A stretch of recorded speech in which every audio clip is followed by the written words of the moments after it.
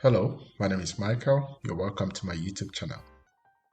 Today I'll be discussing the part 2 of the video I released the last time on IPv4 IPv6 network connectivity. This is a focus on the interaction between infrastructures of IP versions. But before we go further, I'd like to share the agenda of this video with you. What if ISOTAP is not the appropriate solution? I would also like to discuss the network address translation overview. Here we will talk about the types of NAT in the context of IPv6. After that, I will share the scenario that I've prepared for this video, where interaction with IPv6 only infrastructure using NAT will be displayed. Then I will show you the implementation as well as the verification methods. After which, I will share with you the packet analysis using Wireshark so we can see how each of the packets are represented on the wire, as well as the headers and the representation of IP addresses from when they transition from version 4 environment towards the version 6 environment. After then, I will share a conclusion for you to document as well. So what if ISOTAP is not the appropriate option? My last video was basically showing you how ISOTAP can be an option to connect your IPv4 environment to an IPv6 environment, where you terminate each tunnel to a gateway dedicated to collect those requests in order to patch your connection from the ISOTAP environment towards the gateway, and then you can reach the server on the IPv6 environment. For details, you can check the video. I will put the link also here in the description. But the problem here with ISOTAP has a lot to do with things like scalability issues. This is when there are more clients that needs to terminate their tunnel at this gateway. And you would see also that over time, when you begin to have clients up to 1,000 of them, it becomes really a painful process for the administrators to get this done, because they have to configure all clients' PCs with the ISOTAP configuration in order to get that achieved. This then leads to something called the overhead on the gateway. The tunnel overhead here will become a problem in the long term. Beyond that, there is also a dependency of ISOTAP, which is specifically using an IP protocol 41. And this simply means it has to be allowed to pass through the network between the client and the gateway. So in a situation where you have a network infrastructure that is made up of several hubs, including firewalls or any enforcement points or control, then you have to allow this protocol on all of those. But this will become a problem if some of those nodes are not under your administration. Then you have to reach out to the administrators of those nodes to get this done. And it can be a really tedious operation when you have to collaborate with other teams, basically. Beyond that, there is also the fragmentation issue, especially when it comes to certain sensitive applications. This can be a problem when you are actually transporting application data through tunnels. So fragmentation might become a problem in the long term. There is also no support for IPv6 multicast using ISOTAP. So this can become a really big problem in situations where you are running multicast applications that needs to operate in that environment. So ISOTAP will not be a solution in that regard. And of course, ISOTAP is not compatible with NAT. So in situations where you want to leverage NAT to reach certain resources, then this is not an option as well. And lastly, as you know, ISOTAP is limited to intra-site connectivity, which means you cannot use ISOTAP connectivity for internet accesses. And this can also be a really big problem when it comes up. And that's the reason there is another option which provides a better solution, which provides an optimal consideration as well, in order for users to still be able to connect to this server without having to do anything on their endpoints or on their PCs. Specifically, we will move the responsibility of this connection onto the gateway. And that's exactly what I will show you in this video. But before then, let's talk about NAT. So as you know, NAT is network address translation. This is a commonly used technique in many networks across the world where you hide certain private IP addresses or certain IP addresses behind another IP address. This usually is a technique that you use especially for internet connectivity.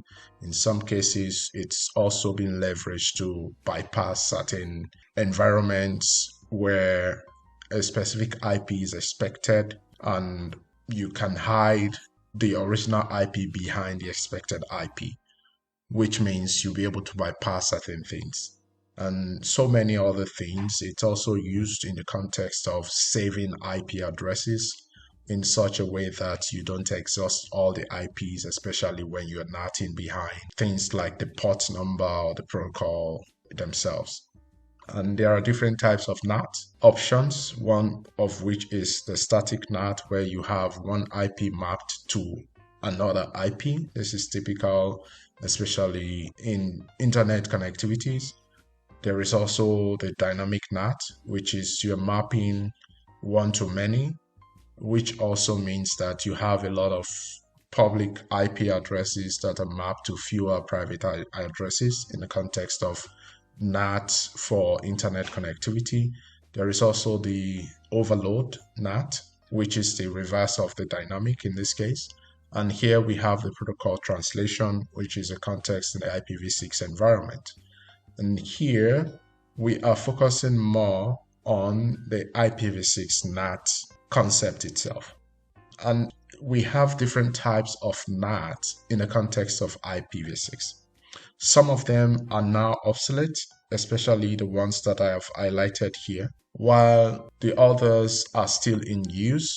But for the purpose of this video, I will talk more on the NAT 4.6 and the NAT 6.4, while the NAT NTPv6, that's the network prefix translation, is mostly for IPv6 to IPv6, but that's actually not the focus of this video. So that means I will talk more about these two. And as you've seen, the NAT 6.6 is not recommended except with great care and consideration if you have to use that, because it means you are translating IP version 6 to IP version 6. And this is really something that requires a lot of care when you're designing the schemes of IPs, as well as the consideration for using it. Of course, the other one, which is the port translation, is now deprecated. So on the NAT 4.6, it's very easy to understand this. NAT 4.6 simply means you're translating IPv4 address to IPv6 address. It is mostly used in environments where you have to communicate with IPv6 environments from an IPv4 environment. Typical of the scenario that we have for this video. And this simply means you can use this NAT technique to interact between traffic that are originating from the IPv4 only infrastructure towards IPv6 only infrastructure. This can also be combined with DNS service for scalability reasons, because you can't always keep records of IP as humans for, a very long time, which is why the DNS option comes into play. And here you leverage on DNS A record as well as DNS AAAA record as well for the IPv6 part of it. The other part of this NAT 4.6 that you need to know is that it can be combined or even implemented using NAT 6.4, which is similar to this but in a reverse manner, as it were. In terms of scalability, this method is really scalable because it can support translations for IPs up to 40,000. And this also depends on the platform on which you are deploying this particular solution. And how it works is that it embeds IPv4 addresses into an IPv6 address, which simply means by the time you are translating the IPv4 address towards the environment of IPv6 only infrastructure, it takes the IPv4 32-bit, puts them to fill a portion of the IPv6 address, which will be the translation address. And that simply makes it really interesting because it brings about a really clear understanding of how things really work, how the translation works, that you only need to know the IP address of the target in a particular version, and then the system will take the responsibility of translating that into the IP address of the other version in order to proceed towards the target server. And I will show you exactly how that works here. But the one thing about this solution is that it's not available on all platforms. And so that's why it's really not something that you'll find on every platform. However, you will find it on common, OEMs, especially Cisco, but you will find it starting from the iOS XE. You also find this with iOS XR, the Cisco firewall, XR firewall. I have seen this actually on the FortiGate devices. Juniper also has this feature, and some other OEMs out there have this feature in the section of IPv6 basically. So it's a cool solution, especially when you are faced with a project where you have to originate traffic from IPv4 only environment to reach servers on IPv6 only environment. Now, in the aspect of NAT 6.4, this is when you are translating IPv6 addresses to IPv4 addresses. But there are two options of this, the stateful and the stateless.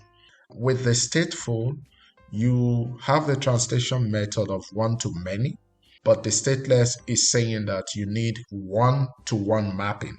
That is, you have to have a sufficient number of IPs in order to be able to use this one.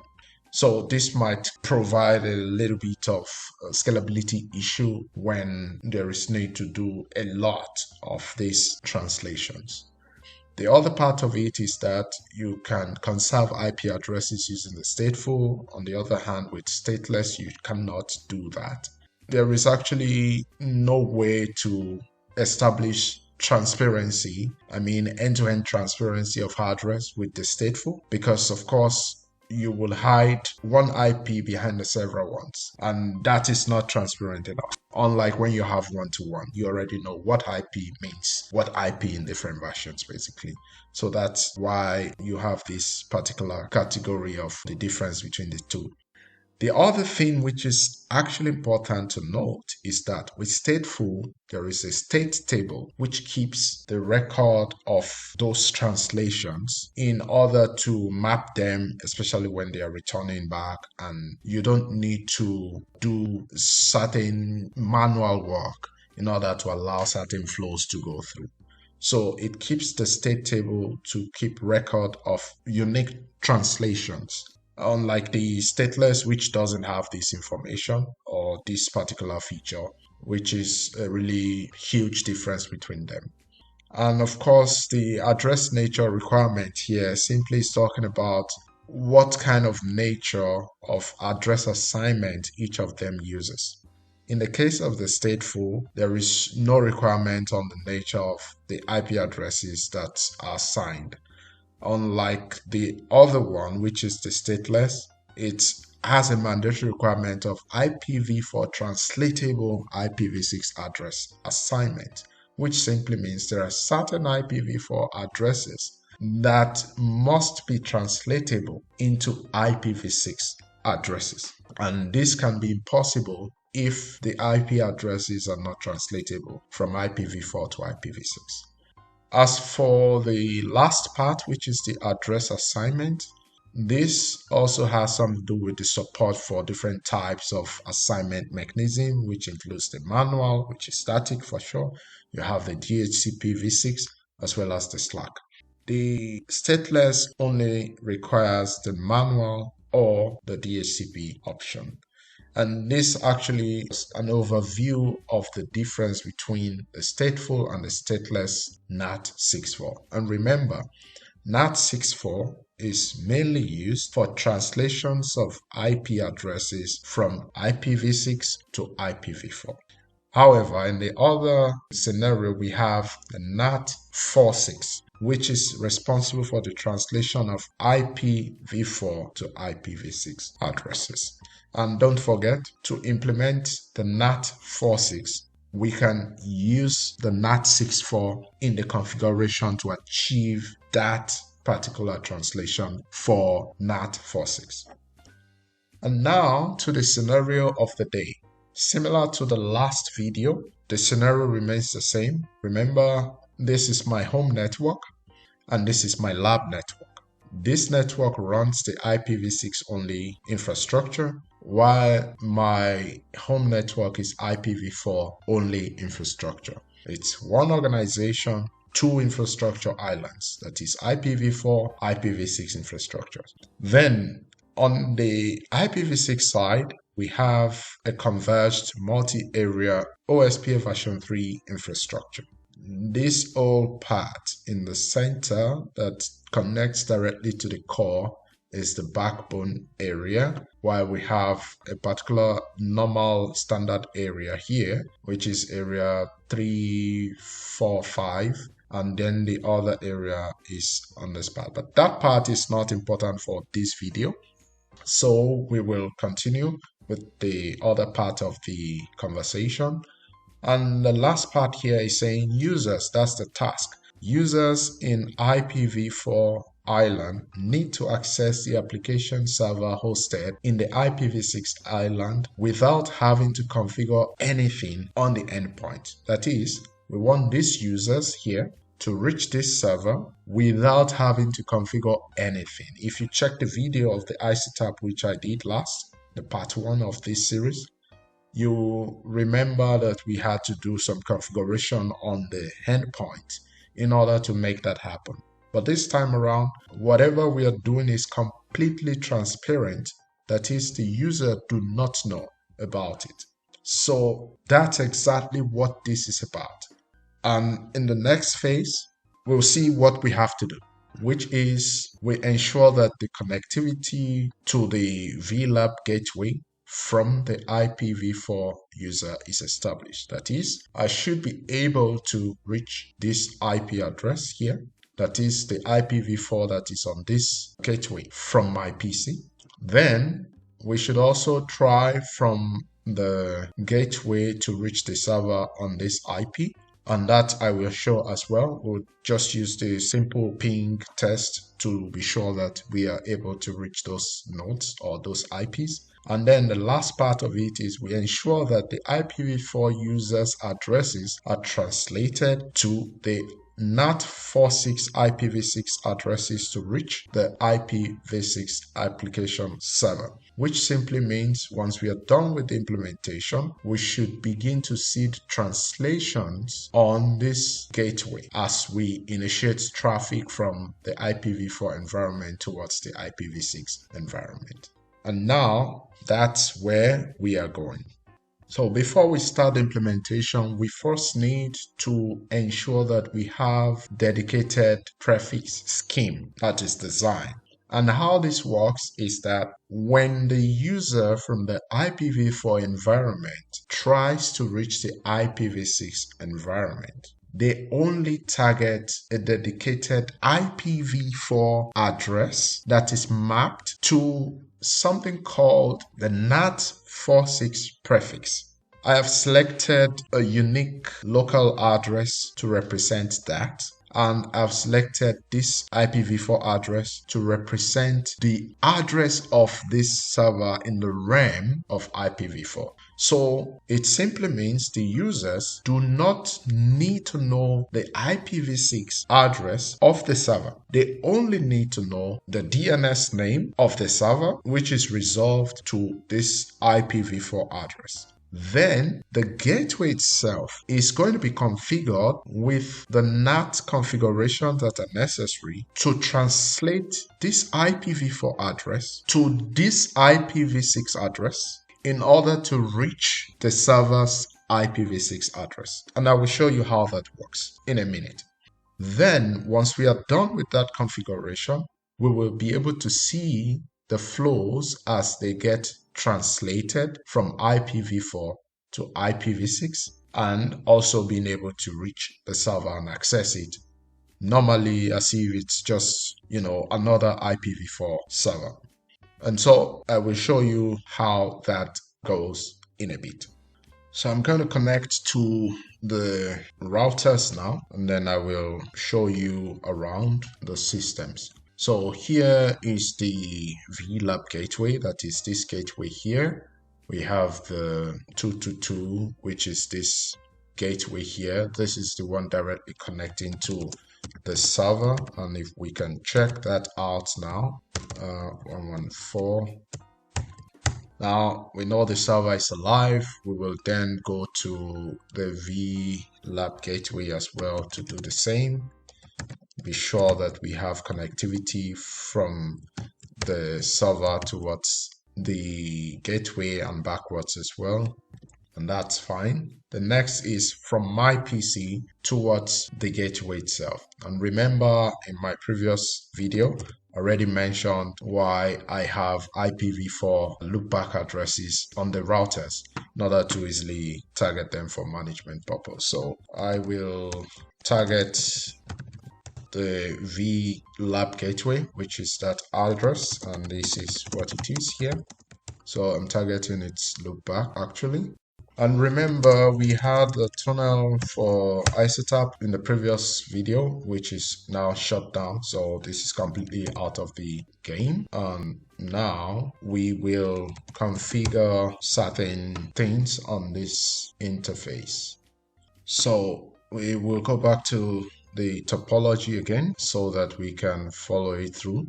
Now, we have this interface which will be defined as our inside interface, and this interface will be our outside interface, which is the path through which the traffic will flow to get to the server. So let's do that quickly.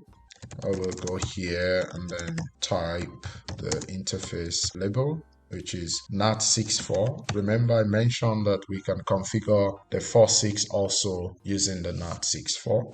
And here we will pick the other interface and enable this NAT64 on it.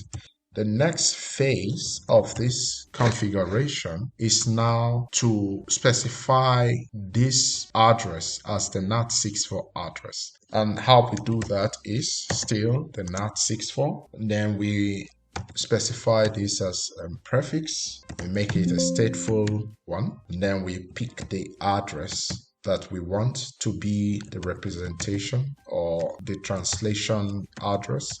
And we make it a 96/96. This can actually change depending on how wide the network is. But whatever you do, you have to make provisions for the IPv4 address that will be embedded in it, because by the time we start the translation, this address will have the IPv4 of our sources embedded in it, and that will be seen in a moment. And the next phase of this config is now to pick the mapping of the dedicated IPv4 address to that of the server's IPv6 address. And how we do this is we make it a 64 and we make that a static. Then we pick the IP address of the server itself, 124.2, and we make that the translated IP for this IPv4 address that will represent the server. What this means is that when the endpoints are trying to reach this server on the IPv6 address, they will not target the IPv6. They will rather target this IPv4 and leave the rest to this gateway to do the mapping. So every time the gateway receives any traffic destined to this IP, it translates it to this IP. And at the same time, it takes the source address of the endpoint, embeds it in this address. So in the end, every time there is a transaction from the IPv4 environment towards the IPv6 environment, you get to see that it's sourced from this particular address with the IPv4 address embedded towards this every time it gets to the IPv6 realm. But you'll see that in a moment. Now that we have this already done, we still have to make our systems know how to get to this IP. So whenever this happens, the gateway, that is local gateway, and remember, in the context of my environment, I have a MikroTik device here, which is serving as my gateway, that's my local gateway, before it gets to the local gateway of the lab.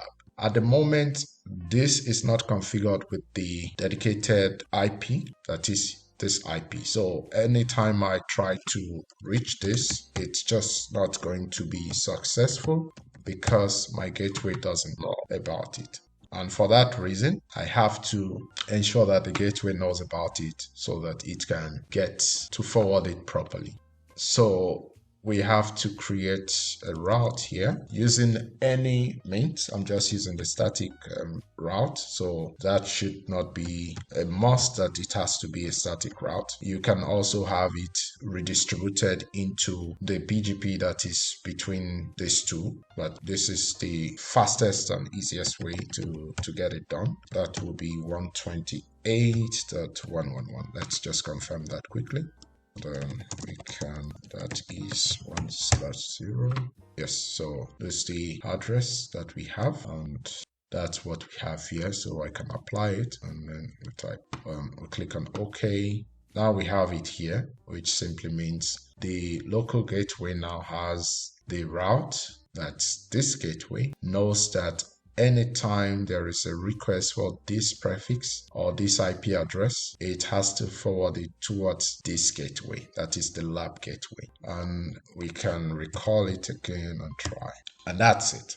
But we have to check this out by first going to the lab gateway to check what we have, and how to do that is show NAT6 for translations.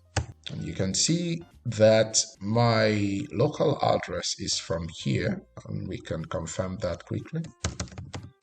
So here is my local address. I'm actually getting to it by my Wi-Fi connection. So that's my Wi-Fi connection. That's my local address, which is here. The protocol is 1, so ICMP.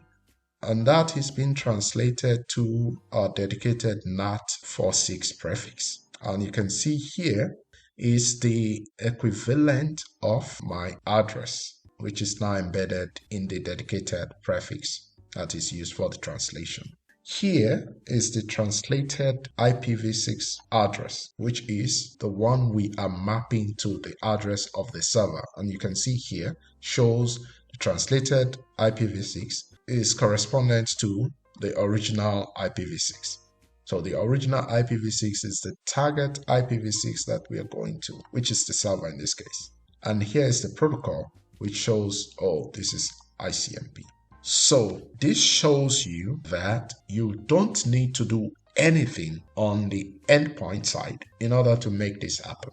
And this applies to all other systems within my local network. And for this, we can now proceed to, let's do SSH as well to that address. Let's just, oh no, not from here. It's better to take it from here.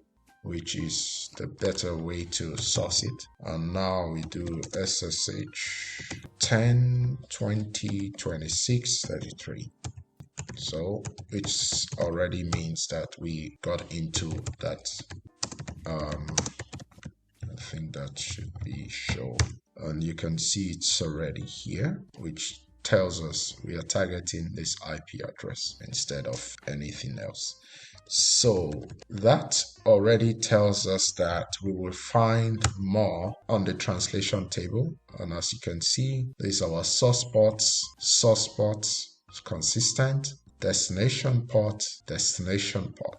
So we are targeting this in the realm of the IPv4, but this is actually what it's been translated to in the realm of IPv6, which really makes sense. And this can be done from all my IPv4 endpoints in order to target the IPv6 address. Now, if we take this further, which is now to do packet captures, let's take it first at this level, which is here. So we're just going to filter a little bit to just IPv6. I will do this again. Oh yes, that's correct. IPv6 will not be seen because I'm on my local PC. So there's no way I would see IPv6 here. But let's now target the IPv4 that we know about, which is 10, 20, 26, 33. Yeah, address equal to.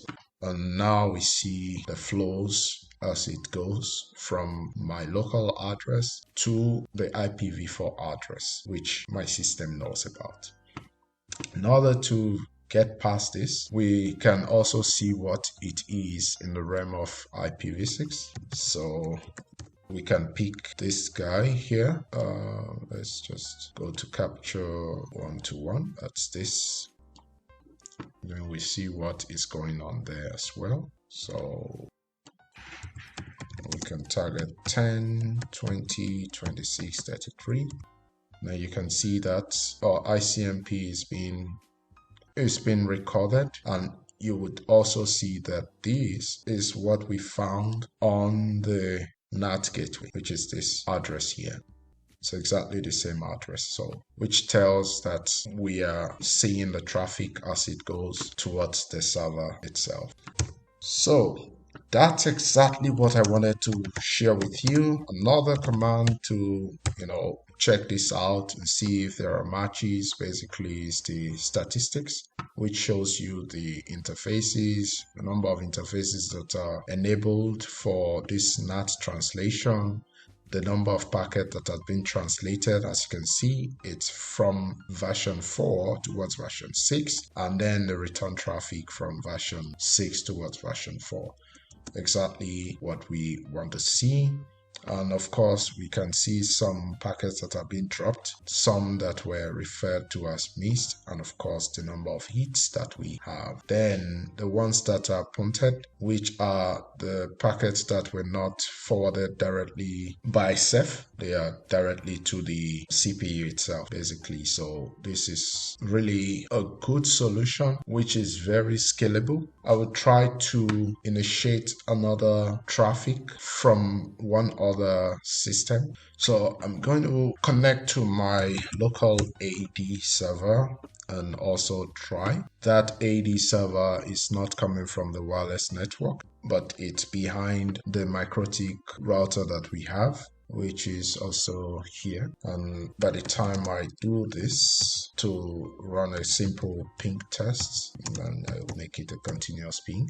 You see that there is reachability, and if I will now go and initiate this also to make it continuous, we should now have 2 translations showing exactly our IP addresses. So this is actually coming from the AD, and you can see that we have it being translated accordingly. This is also from my local PC, and we can continue to have as many PCs behind it as possible, which makes it really scalable. And remember, it's a function of the platform, how many translations this can provide. And that's really why it's a lot better, I would say, compared to the tunneling option of ISATAP.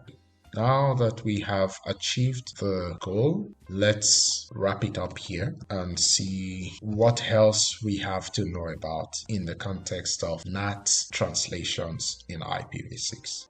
So we have seen the captures, which includes the local capture on the PC itself, as well as the transit capture on the gateway. And this is the same that you find at this level because there is nothing happening on this gateway, which is local to the server. And that simply means it's not changing anything we saw here as we have seen already.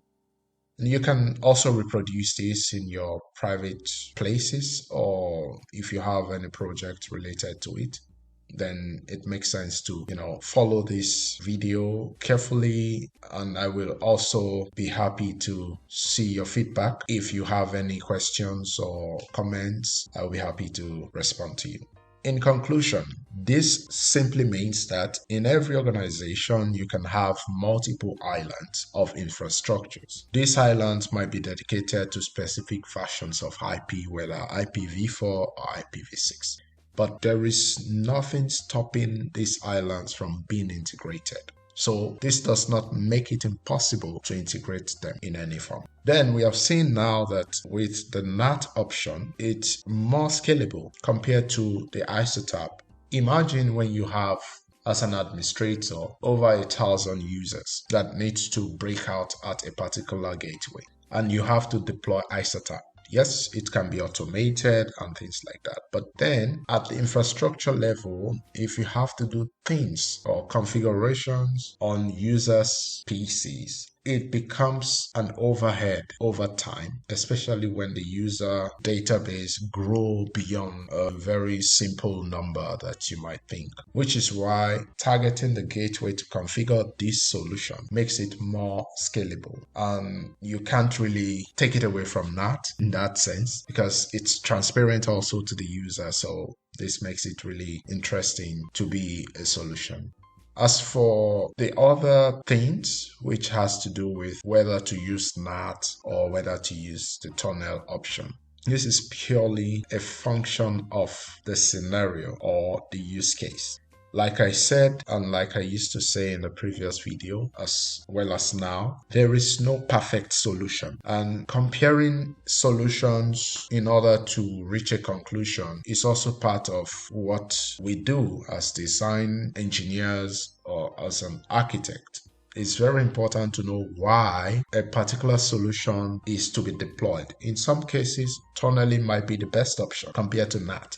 And in other cases, NAT might just be the only option to consider. And in other cases, overlaying things generally, which is also still tunneling, is a function that you cannot avoid in certain deployments.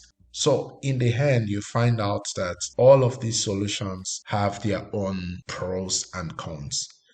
And it's only for you to decide based on the constraints, the requirement of the business, and of course, other factors that will add up together in order to reach that conclusion when you are drawing the decision metrics or when you are dealing with the decision tree itself. At some point, you find out that there is going to be a tiebreaker that gives you the room to make the final decision based on all of the factors that are available to your disposal.